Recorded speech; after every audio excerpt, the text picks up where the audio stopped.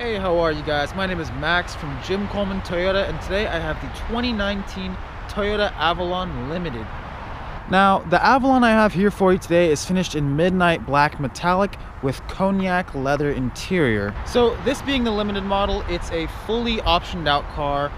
Besides that, it's not a hybrid. This is a gasoline powered vehicle. So upon first glance, it's very evident that this is an all new redesign for the Avalon. Looks completely different. It adopts Toyota's new design language with the very angular lines, large front grille, LED headlights. Walking to the rear of the car, you can see the Avalon is very angular and very styled. It kind of looks, it adopts the Lexus LS kind of design in a way.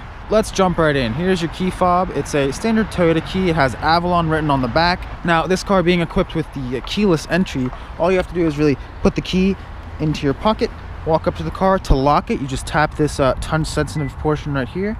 Car should lock. To unlock it, you should just grab the handle and it unlocks. Looking at the interior of this car, like I said, this is finished in cognac leather interior, and that comes with a bunch of very neat design elements. So first of all, you have these diamond quilted leather pieces over here, all throughout the seat. Somewhat of a gray stitching that goes throughout. It's a contrast stitching. It looks very classy and elegant to me. Looking on the upper door panel, you can see you have this nice matte grainy wood. It's not. On the side of the seat, you have your power seat controls as well as your lumbar support right here. And then looking at the seat, you can see it also has this kind of diamond quilted pattern over here with the contrast stitching, and it's a very beautifully perforated. As you can see, it's not evenly perforated. It's kind of like a unique pattern. If you look closely, it's very different than other luxury cars. So once we step into the car, as I said, it has keyless, so all you have to do is put your foot on the brake and push the dash mounted start button to start the vehicle up. You have some very nice animations right there in the center display, as well as the infotainment system. So let me run you guys through the car real quick.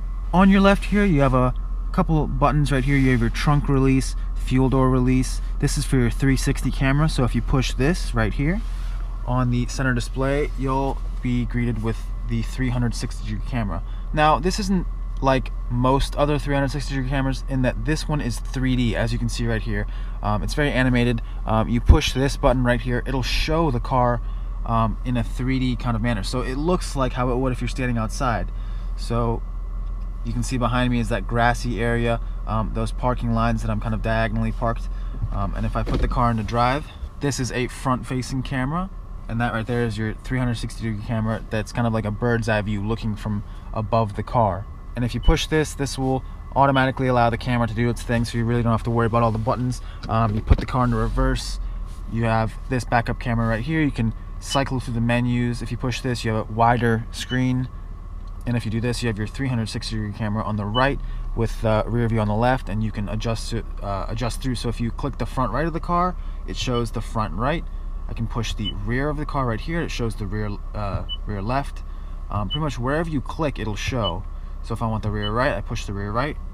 There it is. So you really don't see that in a lot of, well, you see that mostly in a lot of high-end luxury cars, Mercedes, BMW. Actually, this right here has been adopted from the BMW 7 Series. So it really amazes me that you can get this kind of technology in a $40,000 Toyota Avalon. You know, the only other place I've seen this is, like I said, in a $120,000 BMW 7 Series. Also, you can adjust the color right here. So if you had a white car, you could have a white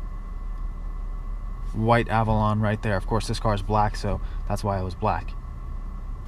Next up, you have your steering wheel heater right here, which is very nice in the winter. I have it on right now because it's freezing outside.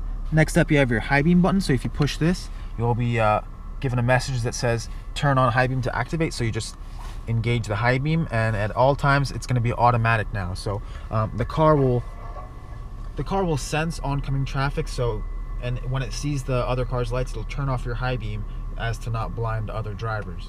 Right here, of course, you have your turn signal stock. So you have automatic headlights, parking lights, and high beams. Now, the lighting in this car is something that's super cool. I mean, I'll go out and show you right now, but this car has full LED lighting, and the turn signals are sequential. So I'll go outside and demonstrate that for you, but they like sweep.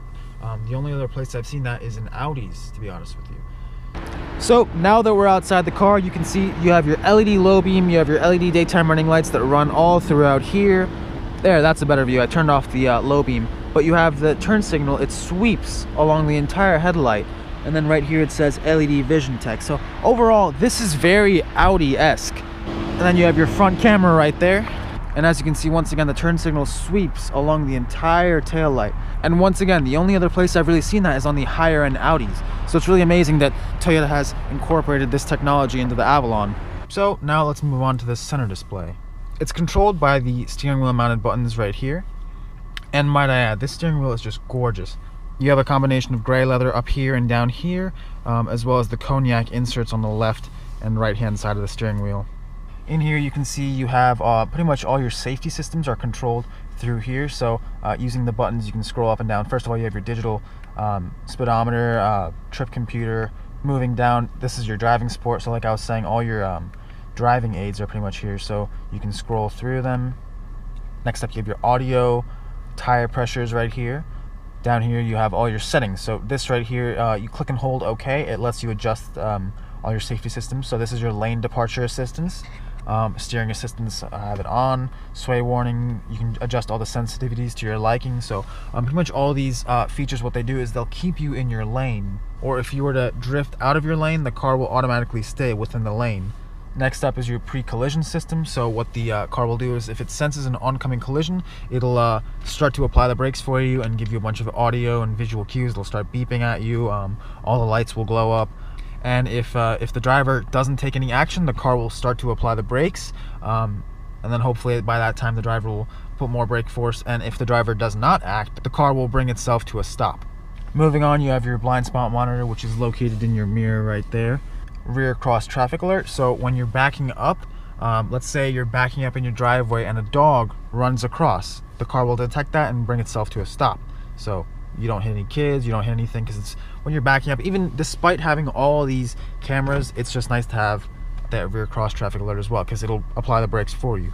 The next feature is ICS, which is Toyota's kind of parking system. So it's called Intelligent Clearance Sonar, and it's just a safety feature that helps you maneuver into tight parking spaces.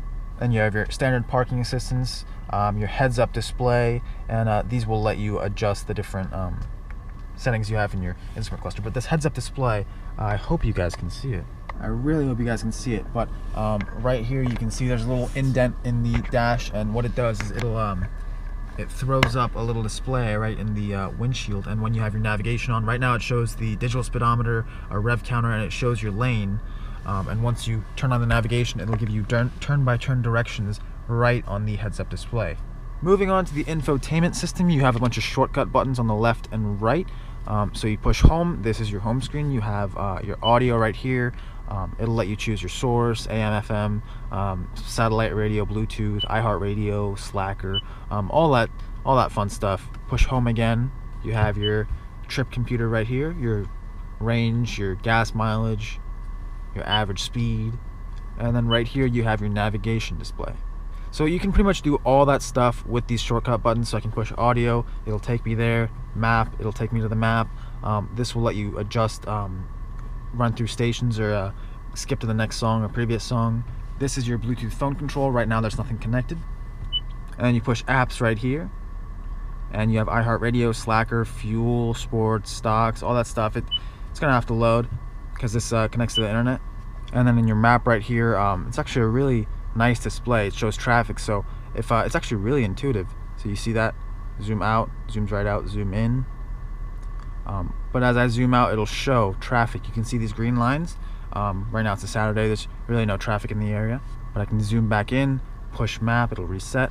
I can adjust the different orientations. I can search for an address. You can type right there. It's a very large screen, so it's very easy to type keyboard. You can see there's a little button called projection.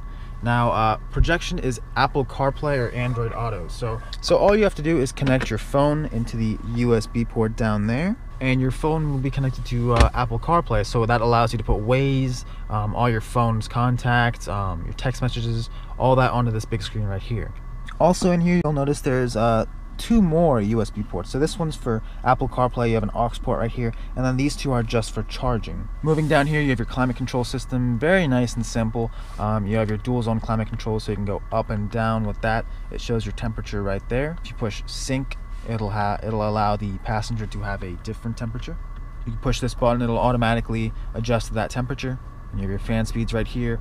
This is your front defrost, this is your rear defrost, and your mirror defrost. So if you push this, it'll defrost the rear window as well as your side mirrors. This adjusts your different zones, so you can have it go to your feet, go to your face. And then one of my favorite features is, along with the heated seats, you have cooled seats. Now I'm telling you, once you own a car with cooled seats, it's so hard to go back, because over the summer it's just so convenient. It keeps your back dry, you're not sweaty in your seat, and it's always just blowing nice cool air. It's just so refreshing. Now moving down here, you have your shift lever. You just push the trigger on the back to unlock it. Very nice and easy. Bring it to the left to put it in sport mode. Push up to upshift, down to downshift. This car has an 8-speed automatic transmission. Down here you have your different drive modes. You have Eco, Normal, and Sport. And when you engage each of these, the display right here changes. So Eco turns the screen green, Normal, and then Sport makes it red down there, you can see. And then right here is a very, very useful feature. It's called brake hold. So you push this. Well, it won't let me do it until I put my seatbelt on.